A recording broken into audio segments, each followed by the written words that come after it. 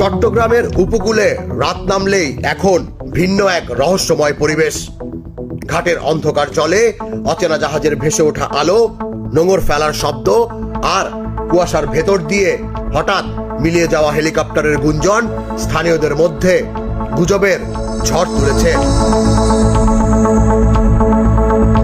প্রকাশ্যে কিছু না বললেও কূটনৈতিক মহল বলছে, হাসিনা সরকারের পতনের পর থেকেই বাংলাদেশে যুক্তরাষ্ট্রের সামরিক উপস্থিতি চোখে পড়ার মতো বেড়েছে। বিশেষ করে চট্টগ্রাম সমুদ্র বন্দর ও পার্শ্ববর্তী ঘাঁটিগুলোতে বিদেশি নৌ চলাচলের তৎপরতা বৃদ্ধি পেয়েছে অস্বাভাবিক হারে। ঠিক কি উদ্দেশ্যে এই আগমন, সে বিষয়ে সরকারিভাবে কেউ মুখ খুলছে না। ভারতীয় গণমাধ্যম ওয়ান ইন্ডিয়ার এক প্রতিবেদনে বলা হয়, পোস্ট হাসিনা বাংলাদেশ যুক্তরাষ্ট্রের জন্য কৌশলগতভাবে অত্যন্ত গুরুত্বপূর্ণ।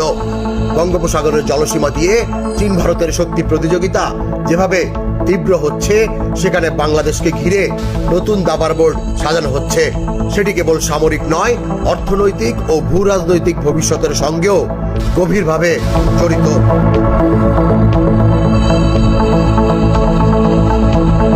কিন্তু এই উপস্থিতি শুধু ঢাকার আলোচনাতেই সীমাবদ্ধ নয়।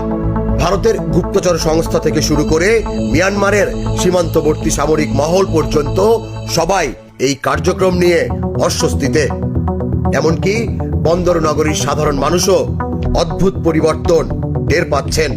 রাতের পর রাত পাহাড়ি সড়কে ভারী যানবাহনের চলাচল, বিদেশি সেনাদের দেখা মিলছে স্থানীয় রিসোর্ট আর নিরাপদ জোনে।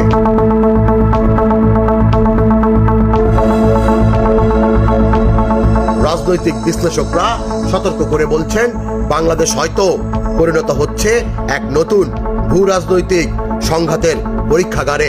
যে দেশ দীর্ঘদিন নিরপেক্ষ অবস্থান বজায় রেখেছিল, সেখানে হঠাৎ বিদেশি সামরিক ছায়া ঘনীভূত হওয়া নিছক কাকতালীয় নয়।